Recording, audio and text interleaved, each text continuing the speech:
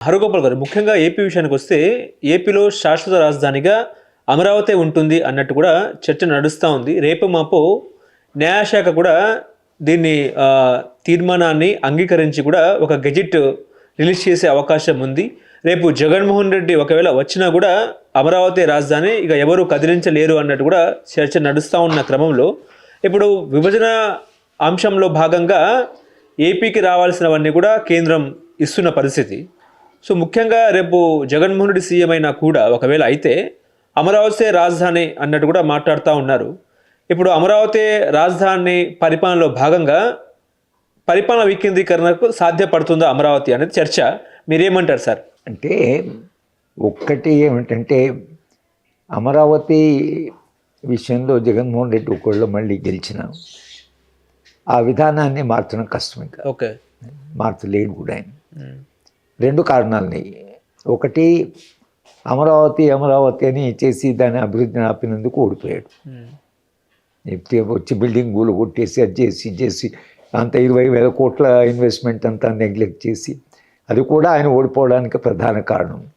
జగన్మోహన్ రెడ్డికి కొంత కాకుండా కొంత అనుభవపూర్వకంగా ఇవి నాన్ ఇష్యూస్ మనం ఎంత చేసినా గ్రామీణ ప్రాంతాలు పట్టించుకోకుండా ఇది అమరావతిని అంత నెగటివ్ పాలసీస్ అయినాయి. కానీ ఆయన డీసెంట్రలైజేషన్ చేస్తున్న దానికి నేను మొదటి నుంచి కూడా అమరావతి ప్రొటెక్షన్ కమిటీ అని ఒకటి ఆంధ్రాలో ఫామ్ చేసి విజయవాడలో నేను కోదండరాం వెళ్ళి మాట్లాడాం. ఒకటి ఏం చేయొచ్చు అంటే, ఇప్పుడు మహారాష్ట్రలో 2 కోర్టులు ఉన్నాయి. నాగ్పూర్లో కోర్టు బెంచ్ ఉంది, బాంబేలో ఒక బెంచ్ ఉంది. అలాగే ఉత్తరప్రదేశ్లో అలహాబాద్ ఉంది, లక్నో బెంచ్ ఉంది. ఈవెన్ ఇప్పుడు మీరు కర్ణాటకలో 2 లెజిస్లేచర్స్ ఉన్నాయి. కొంత వెనుకబడిన ప్రాంతంలో వాళ్ళు ఒకసారి కలుస్తారు, తర్వాత బెంగళూరులో ఒకసారి కలుస్తారు. అట్లా తర్వాత మహారాష్ట్రలో కూడా నాగ్పూర్లో అసెంబ్లీ ఉంది, తర్వాత బాంబేలో అసెంబ్లీ ఉంది. ఒక అసెంబ్లీ సెషన్ నాగ్పూర్లో జరుగుతుంది. ఇవి మీరు చేయవచ్చు. అంటే మీరు లెజిస్లేషన్ రాయలసీమ ప్రాంతంలో పెట్టి ఒక సెషను మీరు రాయలసీమలో నడపచ్చు. లేదా హైకోర్ట్స్ను కూడా మీరు 2 హైకోర్ట్స్ పెట్టుకోవచ్చు. దానికేమీ పెద్ద మీకు సమస్య లేదు. ఇవి దేశవ్యాప్తంగా ఉన్నాయి, అంటే ఇవి లేనటువంటి కాదు. కానీ మొత్తం కాన్సన్ట్రేట్ చేయడం కూడా చంద్రబాబు నాయుడుకి ఆ ప్రాంతంలో చాలా సమస్యలు ఉన్నాయి. ఇప్పుడు అమరావతి ఏమైందంటే ఆయనకు దాన్ని డెవలప్ చేయాలి ఉంది, దాన్ని ఇన్వెస్ట్ చేశాడు. ఇప్పుడు దాని నుంచి వెనక్కిపోవడానికి లేదు. కానీ అమరావతి బ్లాక్ కాటన్ సాయిల్, అది బిల్డింగ్ కన్స్ట్రక్షన్కు దానికి కొంచెం పనికిరాదు అసలు ఆ ప్రాంతమే. తర్వాత అప్రోచ్ రోడ్ కూడా ఇంతవరకు చాలా గ్రామాలని ఇచ్చేసి అప్రోచ్ రోడ్ పెట్టవలసి వస్తుంది. ఆ మెయిన్ రోడ్ నుంచి అప్రోచ్ రోడ్ పెడుతున్నారు. కానీ అసలు గుంటూరు నుంచి మీరు అమరావతి పోవాలన్నా లేకపోతే ఈ మిగతా ప్రాంతం పోవాలన్నా కూడా అలా తిరిగిపోవాల్సిందే. కానీ అసలు ఇది ఇంతవరకు అప్రోచ్ రోడ్ కూడా వాళ్ళు సరిగా డెవలప్ చేయలేదు. కనుక ఒకటి ఏమిటంటే అమరావతిని ఇక మార్చడం కష్టం.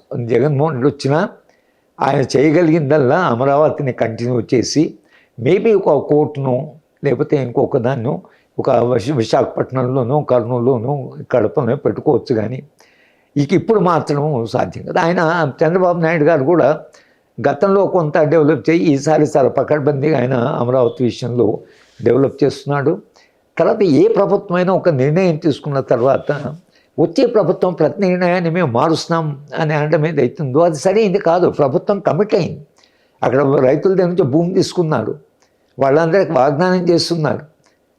ప్రభుత్వం మారుతూనే మేము గత ప్రభుత్వం చేసిన దానికి మాకు సంబంధం లేదని ఎట్లా అంటారు మీరు? ఇప్పుడు తెలంగాణ ప్రభుత్వము, తెరాస ప్రభుత్వము బోల్డెన్ అప్పులు చేసింది, 5-6 లక్షల కోట్లు. మేము ఇప్పుడు అప్పులు ఇయ్యం అని అనడానికి రాదు అసలు. ప్రీవియస్ గవర్నమెంట్ కమిట్మెంట్ ఎన్నో policy commitment succeeding government has to respect policy. Major policy decision A government కూడా అది రివర్స్ చేయకూడదు.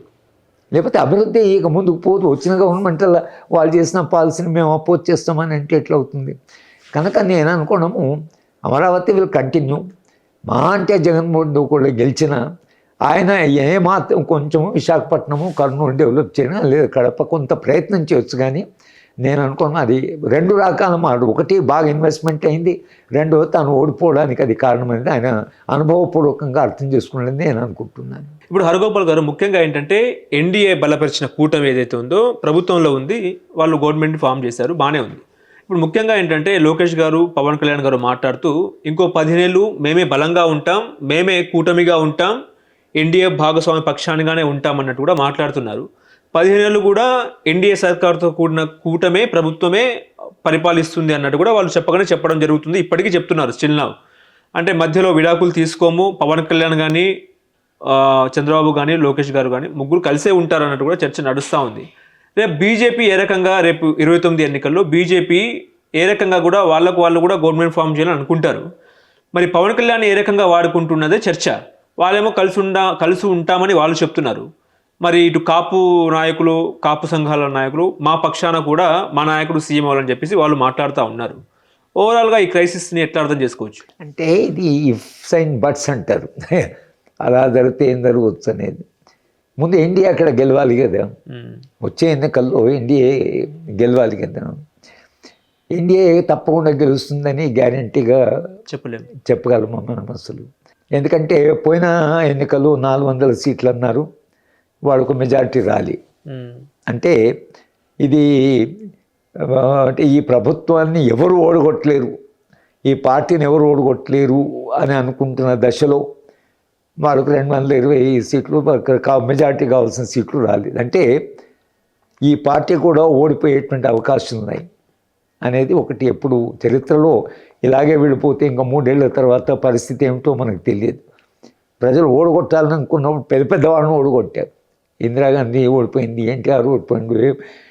మీకు ఓడిపోయినటువంటి గవర్నమెంట్ కొంచెం బలమైనటువంటి వాళ్ళు వీళ్ళని ఎవరు ఓడగొట్టలేరు అని అనుకున్న వాళ్ళు కూడా చంద్రబాబు నాయుడు హింసల్ ఆయన కూడా ఓడిపోయిన వాడి, కేసీఆర్ ఆయన ఓడిపోయిన వాడి. కనుక ప్రజలకు ఒకసారి వాళ్ళ బుర్రలో పడి ఇక వీళ్ళ వలన లాభం లేదు అని అనుకుంటే ఎంత బలమైన ప్రభుత్వమైనా ఓడిపోవడానికి అవకాశం ఉంది. కనుక ఎన్డీఏతో మాకు అలయన్స్ ఉంటుంది అని ఇప్పుడు అనవలసి వస్తుంది. ఇప్పుడు మేము ఎన్డీఏతో రేపు మేము ఆలోచిస్తాం అని అనడానికి అవకాశమే లేదు. ఇవాళ కంప్లీట్గా మీరు డిపెండెంట్ ఆన్ సెంట్రల్ గవర్నమెంట్. మీరు ఆ గవర్నమెంట్ మీద ఆధారపడి ఉన్నారు, ఆ గవర్నమెంట్ కూడా వీళ్ళ మీద ఆధారపడి ఉంది. అది పరస్పరంగా కొంత ఆధారపడినారు. వాళ్ళైనా వీళ్ళైనా, ఇప్పుడు వాళ్ళైనా మేము ఈ వీళ్ళని అవసరం వస్తే మేము అలయన్స్ తీసేస్తామని అనమండి బీజేపీని. ఎందుకంటే గవర్నమెంట్ కొలాప్స్ అయిపోతుంది.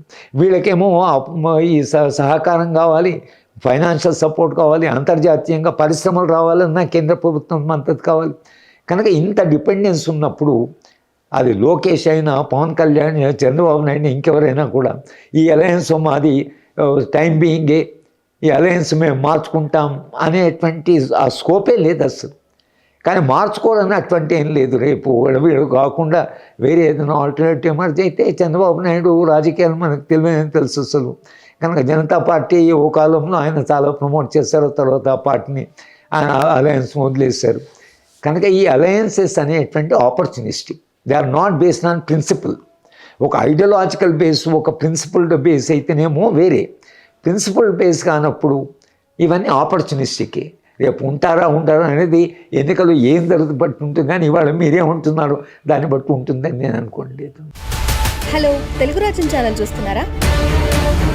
సామాజిక, రాజకీయ, జీవన చిత్రణే తెలుగు రాజ్యం. అతిశయోక్తులు, అసత్యాలు ఉండవు. రాజకీయ కోణం కాదు, ప్రజా కోణమే కొలబద్ద. తెలుగు రాజ్యం వీక్షణ మీ ఉత్తమ అభిరుచికి నిదర్శనం.